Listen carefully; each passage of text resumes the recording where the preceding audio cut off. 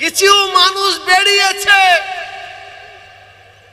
দাদা হুজুর কেবলার ঝান্ডাকে সামনে রেখে সিলসিলার বুকে সিলসিলার গলায় ছুরি চালাবার জন্য। তাদের থেকে সাবধান থাকবেন। এখন কিছু মানুষ মনে করছে, কেউ কেউ মনে করছে আমি তাল গাছের মতন বেড়ে গেছি বলে আমি বড় এমন কিছু হুনো হয়ে গেছে। কথা বুঝতে পারছেন না? আমি কিছু হয়ে গেছি, হুনো হয়ে গেছি। এখন তো আমরা নিজের বাপকে পছন্দ করছি না, পরের বাপটাকে বাপ বলতে আমাদের খুব ভালো লাগে। কথা বুঝতে পারছেন না? আজকে আস্তে আস্তে একটা বক্তব্য শুনছিলাম, আমারই এক বাড়ির ছেলে ঠিকা নিয়েছে কি জানি না, আপনার শুনলে অবাক হয়ে যাবেন। দাদা হুজুর গুলার ঈশ্বর সাহেব কেউ নিশা করে ঘুরে বেড়ায়, সেই কথাটাও ঠিকা নিয়ে বলছে। আল্লাহ আমাদের সবাইকে হেফাজত করেন, হিদায়াত করেন। জব দেবো ইনশাআল্লাহ। মানুষ বেরিয়েছে, কিছু মানুষ বেরিয়েছে দাদা হুজুর কেবলার ঝান্ডাকে সামনে রেখে সিলসিলার বুকে সিলসিলার গলায় ছুরি চালাবার জন্য। তাদের থেকে সাবধান থাকবেন। খুব মনোযোগ দিয়ে শুনুন। আমরা মুজাদ্দিদের জামান দাদা হুজুর পীরের জামান ধরেছিলাম, আমাদের বাপ দাদু 14 পুরুষ ধরেছিল, আছে, আজকেও থাকবে। আমরা সেই জামান ধরে থাকবো তো ইনশাআল্লাহ। যারা দাদা হুজুর কেবলাকে ধরে থাকবেন, 5 হুজুর কেবলার জামান ধরে থাকবেন, হাতটা তুলে দেখেন রোজা রেখে। রোজা রেখে সবাই হাত তুলুন। তো মুনাফিকি হাত তুলবেন না। নিজের বাপকে বাপ বলতে শিখুন, নিজের বাপকে বাপ বলতে শিখুন। নিজের বাপের পরিচয় ছেড়ে দিয়ে অন্য বাপ ধরবেন না। এটা আপনাদের কাছে আমার পরিচয়, এইটা আপনাদের কাছে আমার আবেদন। নারে তাকবীর, নারে তাকবীর, হাত নামান। আমি এই ইফতার মজলিসে এই কথাটা বলতাম না, কারণ একটু বলতে বাধ্য হলাম। কারণ ইসলামের সবচেয়ে বড় শত্রু অমুসলিম, হিন্দুরা নয়, খ্রিস্টান নয়, ইহুদি নয়, নাসারা নয়। ইসলামের সবচেয়ে বড় শত্রু হচ্ছে মুসলমান। সেই মুসলমানটাকে বলা হয় মুনাফিক মুসলমান। আমিরুল মুমিনিন খলিফাতুল মুসলিমিন হযরত উসমান গনি রাদিয়াল্লাহু তাআলা আনহুকে বহু দূর থেকে প্ল্যান করছিল মুনাফিকরা, উনাকে হত্যা করার জন্য, শহীদ করার জন্য, মারার জন্য। কোন মায়ের লাল ক্ষমতা হয়নি, মারা তো দূরের কথা, হযরত উসমান গনি রাদিয়াল্লাহু তাআলা আনহুর সম্মুখে পৌঁছানো। কিন্তু ওই মুনাফিকরা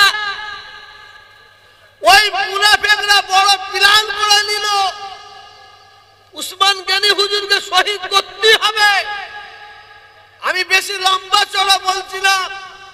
হযরত উসমান গনিকে মারার জন্য বহুত প্ল্যান করার পরে পাচ্ছে না। ওরা তখন একটা বড় মুনাফিক হিসেবে একজনকে জোগাড় করে নিল। তিনি কে? হযরত আবু বকর সিদ্দিক রাদিয়াল্লাহু তাআলা আনহুকে, ওনার ছেলেকে জোগাড় করে নিয়ে, সাথে নিয়ে ভুল বুঝিয়ে হযরত উসমান গনি রাদিয়াল্লাহু তাআলা আনহুকে শহীদ করা হয়েছিল। ভুল বুঝিয়ে নিয়ে গিয়ে, কিন্তু যখনই হযরত উসমান গনি রাদিয়াল্লাহু তাআলা আনহুর কাছে হযরত আবু বকর সিদ্দিক হুজুরের ছেলে গিয়ে প্রথম গায়ে হাত উঠিয়ে দিয়েছিলেন, হযরত উসমান গনি দাড়ি মুবারক ধরেছিল, টান মেরেছিল। হযরত উসমান গনি বললেন, বাবা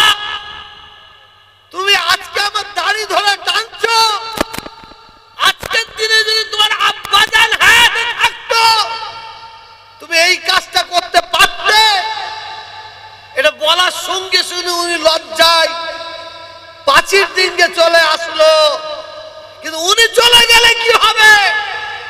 উনার দ্বারাই মুনাফিকরা বড় সুযোগ পেয়ে গেল।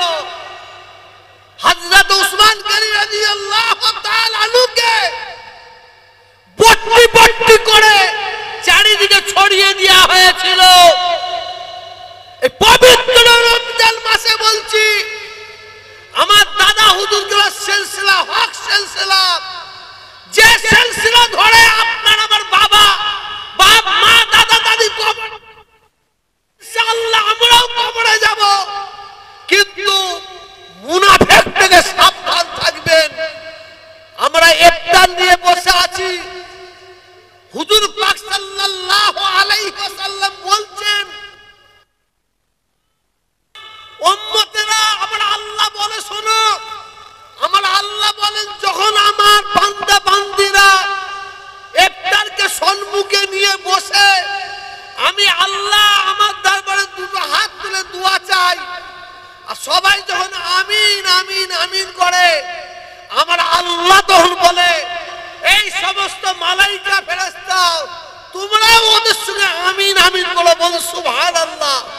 এটা জোরে বলো সুবহানাল্লাহ। নারে তাকবীর, নারে তাকবীর। দাওয়াত ইফতার মজলিস অতএব দাদা হুজুরদের সিলসিলা হক সিলসিলা, আল্লাহ যেন এই সিলসিলাকে কিয়ামত পর্যন্ত কবুল করলেন। সকলে বলুন আল্লাহুম্মা আমিন। এটা জোরে বলা যাবে না? আর একটু জোরে বলা যাবে না? কেন মুনাফিক আমিন বলবেন না? ঈমানে আমিন বলুন। ঈমানে আমিন বললে আল্লাহ আরশে আযমে পৌঁছাবে। শুধু আমরা আমিন বলবো না, আমাদের সঙ্গে সঙ্গে মালাইকা ফেরেশতারা তারাও আমিন বলবেন। বলুন আল্লাহুম্মা আমিন, আল্লাহুম্মা আমিন। আল্লাহ তাআলার দরবারে দোয়া চাই, আল্লাহ যেন আমাদের ইফতারকে যেন কবুল করে নেন, বলুন আমিন। আমাদের সেহরিকে যেন কবুল করে নেন, বলুন আল্লাহুম্মা আমিন। আমাদের তারাবির নামাজকে যেন কবুল করে নেন, বলুন আল্লাহুম্মা আমিন। ভাই, বক্তব্য রাখার সময় নাই, আসুন আমাদের সকলের মুরব্বী আমাদের সামনে বসে আছেন। আমরা যে বক্তব্য রাখলাম এটা বিয়াদব মনে করলাম, এটা বিয়াদবি মনে করলাম।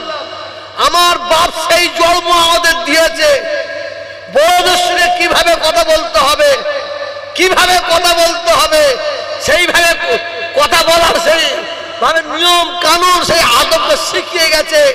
কথা বুঝতে পারছেন না? এখন কিছু মানুষ মনে করছে, কেউ কেউ মনে করছে আমি তাল গাছের মতন বেড়ে গেছি বলে আমি বড় এমন কিছু হুনো হয়ে গেছে। কথা বুঝতে পারছেন না? আমি কিছু হয়ে গেছি, হুনো হয়ে গেছি। এখন তো আমরা নিজের বাপকে পছন্দ করছি নি, পরের বাপটাকে বাপ বলতে আমাদের খুব ভালো লাগে। কথা বুঝতে পারছেন না? যাক, আমি আর বক্তব্য রাখবো না। যেটা বলছিলাম, এখন বাপের চেয়ে সম্মান শ্বশুর পাচ্ছে। আমি অনেক কথা, কিছু কথা আছে বললে লোক হাসবে। আজকে আস্তে আস্তে একটা বক্তব্য শুনছিলাম, আমারই এক বাড়ির ছেলে ঠিকা নিয়েছে কি জানি না, আপনার শুনলে অবাক হয়ে যাবেন।